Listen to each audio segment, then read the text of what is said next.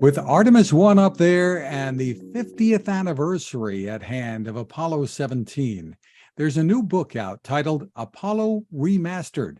That's our Techstination. I'm Fred Fishkin. With us is the man behind it, NASA expert and historian Andy Saunders. Hi, Andy.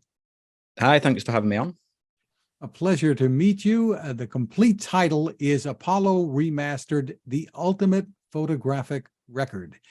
And this really looks like a labor of love. Tell us about it. Well, it is. It's taken about 10,000 hours, in fact, of processing. So for almost 50 years, everything we've seen from the Apollo moon landings in terms of photography has been based on duplicate film. The original film, once we got back from the moon, that went into this frozen vault in Houston, in Texas, in Building 8 at Johnson Space Center to preserve it. So everything we've seen is based on duplicates or copies of duplicates or copies of copies and so on. And at each copy, there's a degradation in quality. And that had always really frustrated me that they use the best equipment, the best cameras, the best lenses. We should be seeing them in a better state. And it didn't really make any sense, but that's the reason. But that original film has finally made it out of this frozen vault. NASA scanned them to an incredibly high resolution. And in applying digital processing techniques to those, we can now view the Apollo missions as never before. So I started that project about in 2019 properly. And something like 35,000 images involved here to go through? Yeah, there are 35,000 that they took. A lot of those were taken kind of automatically from the sim bay of the service module, kind of on a timer, but a huge proportion were handheld. So it covers every mission. There's actually a chapter on the pre-Apollo missions that helped pave the way. So Mercury and Gemini. And then we go through every mission from Apollo 7 through to Apollo 17.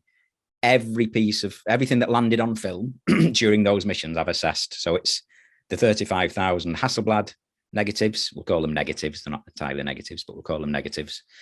But also every frame of the 16mm DAC, the data acquisition camera. So this was like a movie camera, like an old style cinefilm camera, people may remember it as. So, and that's where I apply this unusual stacking technique of separating out all the separate frames, stacking them on top of each other, consolidating them, and we can pull out detail that you can't see in a single frame at a time, up to hundreds of images potentially stacked and processed. And that's actually what got me started on the whole project. Was I applied that technique to the Apollo 11 EVA, born out of a frustration that there's no image of Neil Armstrong on the moon. You know, since childhood, I've had this obsession with Apollo, and I wanted to see Neil Armstrong on the moon, this absolutely pivotal moment in human history, but we've never been able to because he held the camera. So people may not realize that all the photographs we see are actually Buzz Aldrin.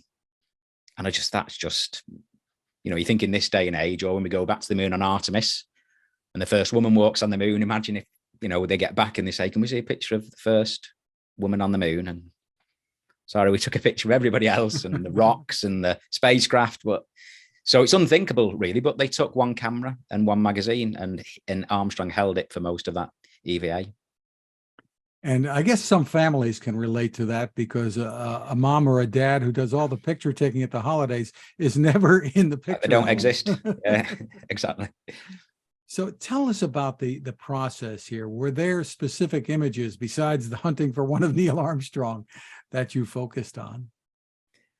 It was, I mean, to select, I went through all 35,000 and it is a lot, and it was a huge project, but I had to do that because the concept is this is the ultimate or definitive photographic record. So I didn't want to take on an enormous project, get to the end and half do it and think, you know, what if I've missed something?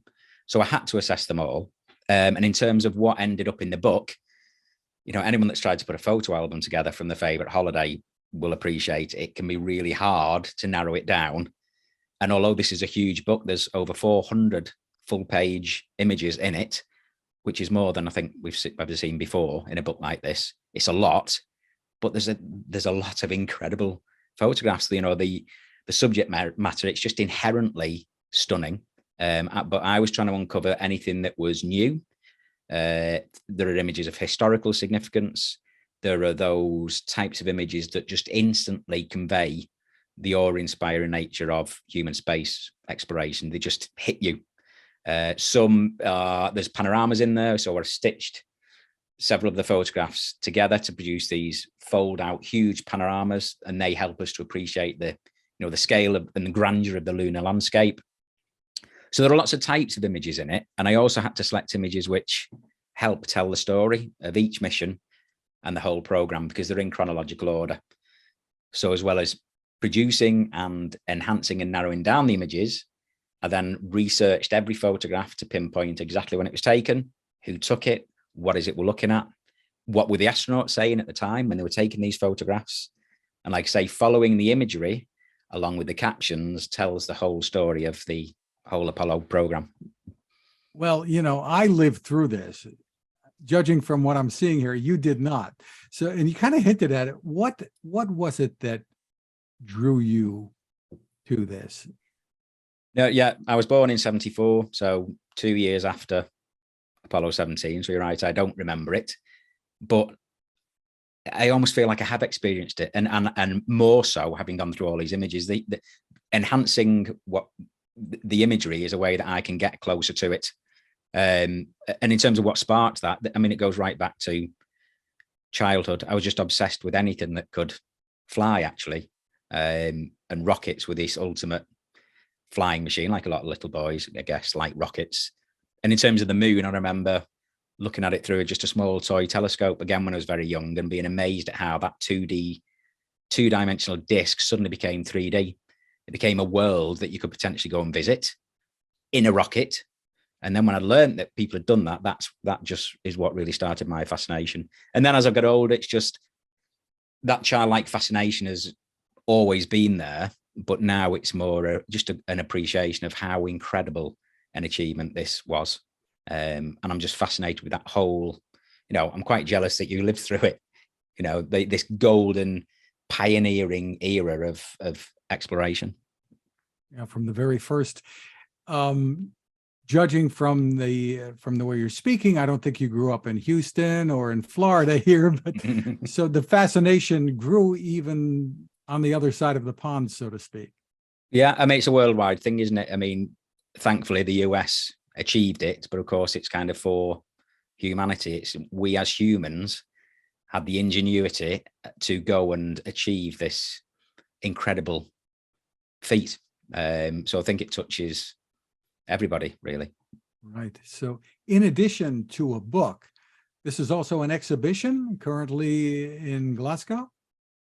It's currently in Glasgow. Yeah, it started at Royal Albert Hall in London, and then we moved it to Glasgow, and then it will move to the northwest of England.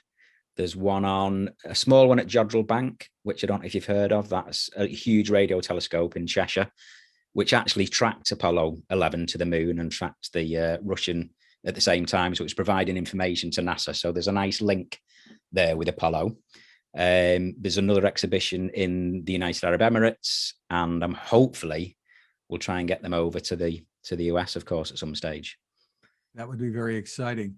Now, younger people may not grasp fully the excitement and drama of the Apollo missions. You've recreated it certainly for yourself and for all of the readers here and the attendees of the exhibit.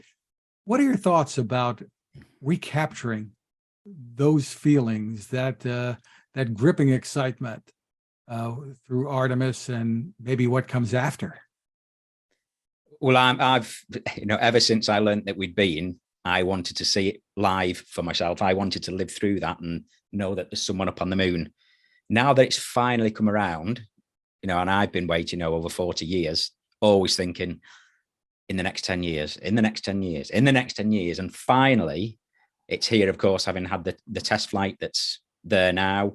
I've been putting some images up on my Twitter and social media of the Earth and the moon, and it's just incredible. But of course, when there's no human taking that photograph, as amazing as they are, I think it's only when we go back on Artemis 2 and a human holds a camera up to a window and takes a photograph of the whole Earth, potentially from the distance of the moon, that will just touch everyone on Earth. There will be comparisons made to the Blue Marble taken on Apollo 17 and say, look, these photographs are 50 years apart. And of course, the Blue Marble was a big catalyst for the environmental movement. So I've no doubt when we go back that'll be what better for the environmental movement than to have images taken by humans of our Earth amongst the blackness of space? And we'll all have the opportunity to look back at ourselves, I think. So I'm looking forward to it. Whether digital photography can truly capture that essence, that warmth that the film did. There's something kind of quite romantic about the fact that you had to wait for the astronauts to get back from the moon with the film to develop it and, see what it was like on the moon. When we go back with Artemis, it'll be live streamed. It'll be 360-degree field of view, VR enabled. It'll be incredible. But will there be almost too much of it? And digital can look a little bit clinical. And there's just something, like say, about the warmth of film that for me, I don't think it will surpass those images from Apollo. Sounds like you'd like them to bring a couple of cameras then, one film. It'd be nice to take a Hasselblad, actually. Yeah. Whether they will or not remains to be seen. And you may be seeing landings beyond the moon as well, won't you? Hopefully. That's the other thing. I think, of course, with the Apollo missions, the public started to lose interest quite quickly until Apollo 13. And then they were reminded, actually, this isn't routine. And then by kind of 15, 16, 17, again, interest started to wane. So I am concerned that when we go back to the moon, that could happen again. But this time, it is in a more sustainable way. There are plans to do more and more, such as the Lunar Gateway, such as having a permanent base, going to the South Pole, and as you say, potentially going on to Mars, which I think that really will help keep momentum going and keep people's interest. Terrific. Well, the book, once again, is Apollo Remastered. Andy Saunders, thank you so much for spending time with us. So, thanks for having me.